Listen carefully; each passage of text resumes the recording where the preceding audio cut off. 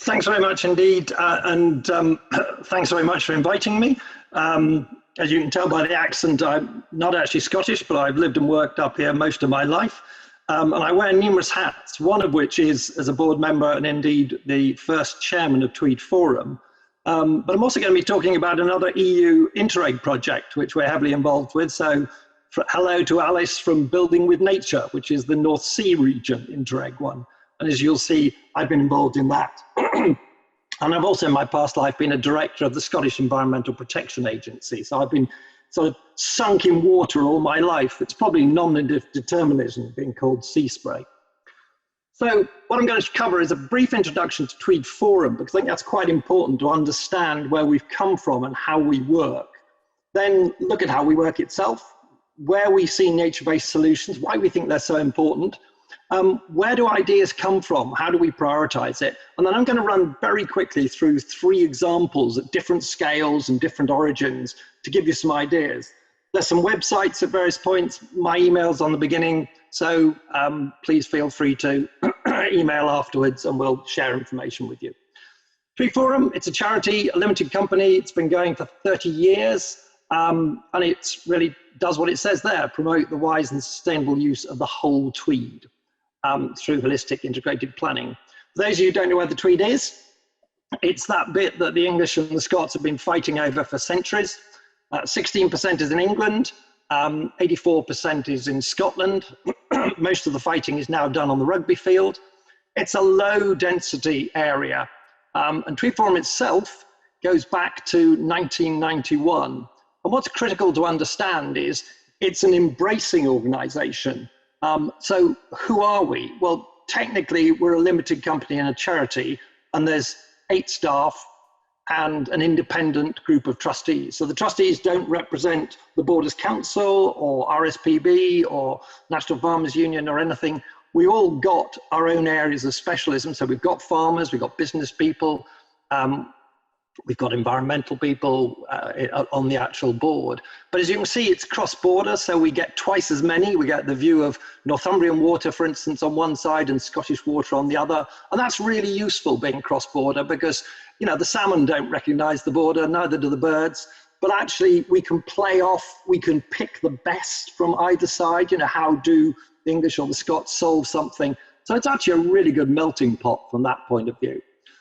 What's also key to understand is where we came from. You can't just, apologies, you can't just invent a 30-year-old multiple focused NGO. So we started as a talking shop. So we started with conversations. I really like the idea that what you've got is a Carlingford conversation, because that's where we started. And for many years, that's what we did. We talked about the issues, we brought people together, we thought, how do we solve things?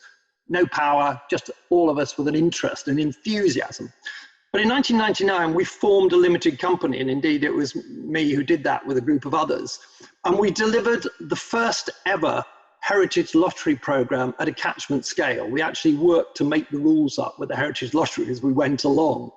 And that crucially gave us money to develop our own catchment management plan, well before the Water Framework Directive ever thought of that, and to have some staff and some premises and to establish ourselves, if you like. And gradually, as we've produced these projects, we've become more a sort of stakeholder institution almost. People ask us for information, and a regional delivery partnership. But what's really important is that we've always engaged with the statutory bodies and the community, and we maintain a trust. We learn by doing things, and we make mistakes like everybody else.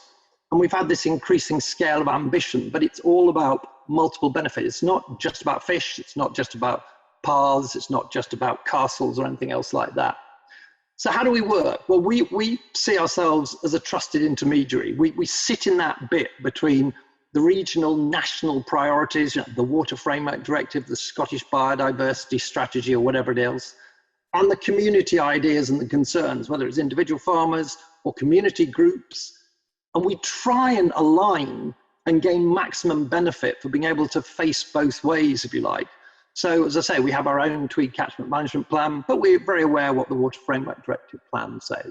So we are truly participatory. The other thing is that the staff there They're not sort of academic agency experts, like myself. They're actually, most of them, based in and absolutely embedded in land management and farming. So they understand it, they speak the right language, they know the challenges. And everywhere we go, we think about right measure, right place. But it's not just thinking nature, it's thinking histories, castles, social, cultural, footpaths, whatever else it is. And stakeholder engagement, talking to the community, becomes absolutely important.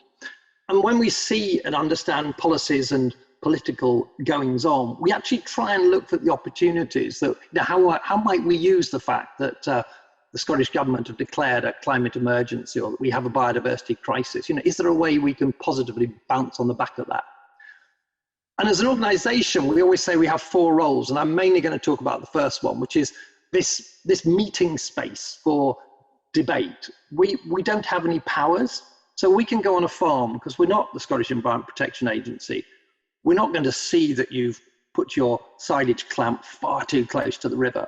Yeah, actually, we're going to talk to you about what you can do and what's positive and what your problems are from a knowledge of what you do. And we're going to look at the multiple benefits. So your problem might be about something to do with the stream. We might see that as opportunities for water quality, but carbon, biodiversity, landscape. And with that comes the idea that we might be able to find some money from different places to help get where you and we want to get to. And one of the other things is we're very light on our feet. We don't have to go up through boards and agency rigmaroles. Very few legal agreements have ever been signed with Tweed Forum and all the very, very many organisations and farmers we've worked with. You can't do that if you're an agency or a council, but we can. We spend a lot of time talking to folk, understanding, drinking cups of tea, having as many whiskies as it takes to get to an agreement about what might be happening. And if it doesn't happen this year, maybe it'll happen next year, maybe in 5 years' time. We haven't got an agenda that says, the Water Framework Directive must equal good ecological status by 2027 or whatever else. So why are we interested in nature-based solutions? Well, basically because that maximizes the multiple benefits that we can go for. If you're doing something to improve diffuse pollution, you're almost certainly going to be tackling natural flood management, biodiversity, carbon, woodland expansion. So you're hitting lots of policy agendas, which means the politicians like you, and you're looking at different sources of funding. And it's far easier to sell something that's not just single focus. It's not just about sort of saving the water bowl. It's about everything to do with that. And we recognize, and I apologize for teaching many of you here the things you know very well, that if you look at some of the key issues we've got, and we're trying to improve black grouse populations for one thing, woodland expansion, salmon fishing, hugely important to us, flooding, the sorts of activities you take actually produce benefits in the other areas. So that's the great advantage of working with nature and actually looking at nature-based solutions. So something like tree planting increases roughness, which slows the flow of a flood. It improves biodiversity. It helps manage carbon, and it also improves the life for people looking at it around. So most of all, it's important to understand the local community, and that's, I think, where we get our strength from, because the best scale for nature-based solutions is not actually massive landscapes, it's subcatchments, it's local communities, it's where neighbours and land managers and the local staff of agencies can see the connectivity between upstream and downstream. That's obvious for flooding, but for other things as well, pollination, recreation, footpaths, all these sorts of things. So we do an awful lot of tapping into other people's ideas, their resources and their enthusiasm. And where do ideas come from? It's something we're often asked. And actually a lot of them come from the bottom up. So the map shows you a whole area of little projects to do with natural flood management. And just picking out 3 have come from individual farmers who actually approached us and said, there's a bit of river here that floods, what do you think about it? Technically, from an institutional point of view, lots of things come from achievement of the Water Framework Directive or sustainable flood management. But it's about communities of interest and communities of place. So that's enough of that. What I really want now to do is to run through 3 very different projects at different scales, just to give you a sort of feel of how we work and how that nature base sits in. And the first one is the Tweed Rivers Heritage Project. As I said, it was the first ever landscape project that the National Lottery supported us with. And that really transformed the way we worked and the way we thought, because to do that, we had to take on this role as a facilitator, bringing others together. And that meant we had to go out and have a series of meetings across the whole catchment. So we had evening meetings from Berwick right down at the coast, all the way up through to the top of the catchment, to ask ideas. And we didn't have an agenda. That's what was so great. We could go in and say, what are your issues? Not, here's the Water Framework Directive, we need to solve X, Y, and Z. And that distilled down to 4 topics. And again, this is key. It's not just about environment. It's about education, interpretation, walking, recreation, fishing. Yes, it's the natural heritage, but equally it's castles and things like that, and abbeys in our part of the world. So lots of potential projects came forward, and we eventually delivered, I think, 50. And what's also interesting is, where do the leaders come from? Well, there are lots of individual people in the communities, plus the agencies. And if you've got a good leader, go with it. Don't think that the leader has to come from a specific area to succeed. And just to give you an idea, that's the 5,000 square kilometres of the Tweed, as I said, 16% in England. And that's the range of projects that we managed to do across there: education, interpretation, built and cultural, access and recreation, and natural heritage. And what's really exciting is we've just got stage 1 pass for another major heritage lottery project, which is trying to link the Tweed with a footpath from end to end, and just using that to deliver something in the region of another £20 million worth of enhancements to the Tweed environment. So in all of that, the what and the where of nature-based solutions really relied on us coming together and local communities saying, this is where we'd like to do something, this is where we'd like to improve woodland, this is where we'd like to connect a footpath to another one. We think there's some great ideas for ponds here. And perhaps one of the biggest successes is we've controlled giant hogweed across all 300 kilometres of the river. So if you go down the river, they'll very rarely see giant hogweed, and we're also tackling Himalayan balsam. And that's because lots of people got together to do it. So that's one particular area. The second one is something much more about science and about top-down looking at things. And this was the whole idea of a new land use strategy pilot for the Scottish borders. And we offered to pilot that for the government. And what they basically said was, could you try and look at the possible multiple benefits and the existing multiple benefits from land use and see how best we should go forward? And very quickly, what we did was we went out again to our community. We started with them saying, what are the key issues? What are the key land uses? So again, we can't talk to everyone, obviously, so we picked key areas down in the coast, in the intensive barley areas and the sheep areas and the tree areas, and talked to stakeholders about what they wanted. And we showed them maps, and the sorts of things they told us were, these are the key issues, these are the key potential multiple benefits, ecosystem services that the borders produce. Yours will be different in Carlingford, but actually out of all of that, we distilled it down to 7, the heavy, tight ones that were the most important at the moment. If I did it again now, we'd probably add soil to that lot. But we then went and produced these very detailed maps of ecosystem services. And this is a map of agricultural production showing the intensity in the borders. And this was just in Scotland, actually, so you lose the 16% in England. High values of ecosystem production in the darker covers. And it's a key important to say that farming is a very important ecosystem service. This is not about other aspects, it's about the totality of what the land produces. And here's the example of surface water runoff. And I'm going to, just for the rest of this talk, quite a lot about natural flood management, is what we call. And again, the dark areas, the areas where there's most potential for regulating surface water runoff, it's in the hills where you can stop the floods before they start. And from those, what we did was produce opportunity maps. So this is the opportunity map for natural flood management. And this is saying, where could we change the land use, which would have the most benefit for natural flood management? And the different colors just talk about different things we might do, like restoring upland peat bogs or re-meandering or slowing the flow by tree planting. So that gives you a lovely idea of where you might want to do it. And then you can talk about the multiple benefits, because then you can say, if you do that, what else might we deliver? And it might be biodiversity, it might be opportunities for water quality, So you can sort of stack up your multiple benefits, which is what we were trying to do there with that one. And of course, you also have to be very honest. There are lots of things where there's conflict, and it's no good saying that all of this is win-wins. This is actually quite often distinct decisions about trade-offs between, for instance, the expansion of natural flood management and current agricultural production. So you've got to be honest about that. It's not just about win-wins all the time. So what do we do with all of that? We've got these fantastic maps. What they do is they present land in a different way, because it challenges the traditional view that land is just a location for economic production.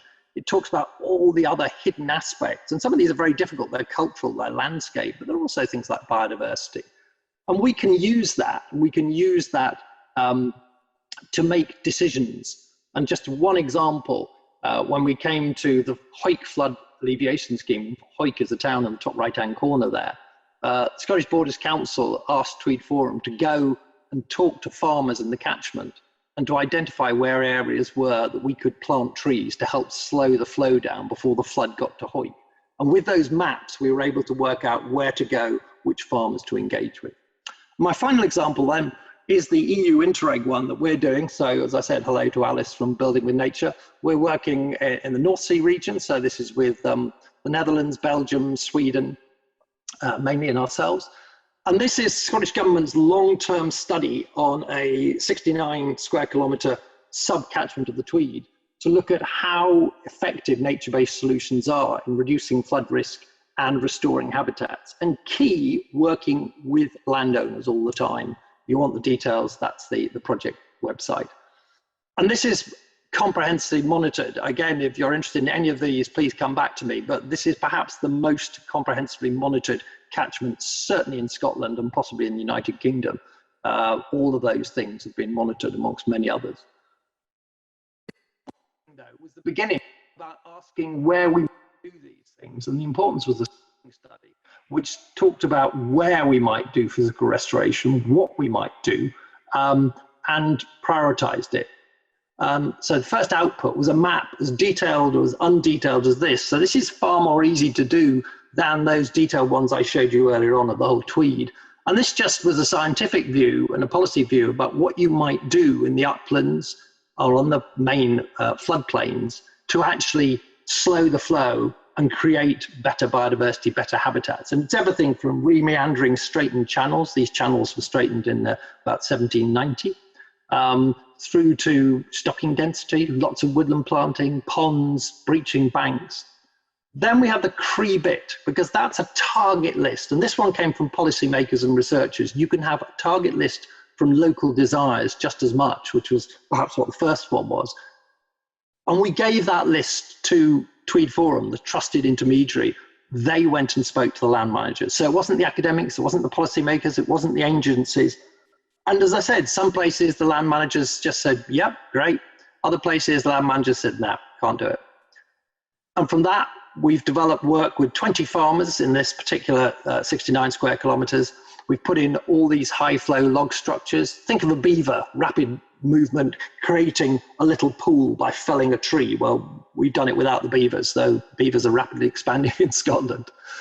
We planted well over 330,000 native trees, put in 28 ponds, re-meandered 3 kilometres of river.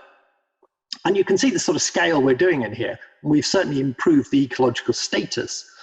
And that's the sort of thing, if you look from the air, of a previous straightened river course gradually taking into different forms. What's important to note there also is that very, very bright green field in the middle. That's the most important hayfield, silage field for the farmer. And although the river would naturally go through that, were we to go through that, we would actually destroy the business model for which that farm works. So that's the reality. That's the way of talking with people so you can find something that you might be able to do. And we shifted it to the left-hand side, whilst also obviously not removing the road, which would be rather a bad idea. But you can see the sorts of things we've done there in terms of very different habitats, which is great for spawning salmon. There's a pond we've created, which is really good for waterfowl, but the shooting. When it floods, this whole area disappears underwater, so the town downstream is protected to a higher extent. So what are the results from that? Well, I just there's great detail if you want to go elsewhere, but high level, yes, different natural flood management measures can reduce flood risk. We've got very good statistical evidence of this. We've got also the fact that we know that a lot of these things need to be applied across the whole catchment, and the more you have, the bigger the impact. And we know that although we're looking primarily at flood, it provides a huge range of other additional benefits. And there's a lot more potential. So one of the really exciting ones right now is that Sustrans are promoting, and they've just designed a new cycling and walking route from Peebles at the south all the way up through to Pennycook and eventually, hopefully, to Edinburgh. And they're coming up alongside our river. They're actually moving the river again and creating some more ponds because they see that this is a really exciting recreational opportunity for people to come and enjoy. And of course, if they get up to Eddleston, there's a tea room at Eddleston. What's not to like? And finally, just let's talk finance. We've modeled, again, very different models, the impact and the flood avoidance from these natural flood managements. It's not high, but it works well in low levels of flood. What is interesting is that bottom left-hand corner, and that's the value of additional benefits. And we've been able to begin to put pounds on the amount that this also delivers for carbon, biodiversity, fisheries, water quality, recreation, timber, education. And as you'll notice, agricultural goes down. As I said, this is trade-offs. That's really important in terms of this, and that's data and we're currently working on right now to get better. And if you're dealing with finance, it's also key to think about that in terms of dealing with land managers and ideas, because the agri-environment schemes, which is one of our main sources, are really useful, but they're not long-term enough, and they often don't add up. So what, again, FOR have been really good at is getting top-up money. And this is just arranged for the Eddleston project alone of the sorts of people who've given us money, including the Environment Agency in England. It's quite an interesting bit. But increasingly, we think carbon is one of the sources that could provide long-term, because what you want to do is to create long-term solutions. Finally, it's all very good hearing from me. Well, I hope it was. But actually what we also know is we talk to people on the grounds that models and academics really don't impress that much. What impresses is if you can go and look at the farmer next door, if the farmer himself says, this was a really good idea. And Jim Sinclair's not in the Eddleston, he's in the Gala Catchment, where he's been doing a lot of tree planting down in the wet boggy area. It keeps his cows out of there, it reduces his liver fluke damage. And when he says things like that, this is really important to us because that's actually the proof of the pudding. Thanks very much. That's over from me.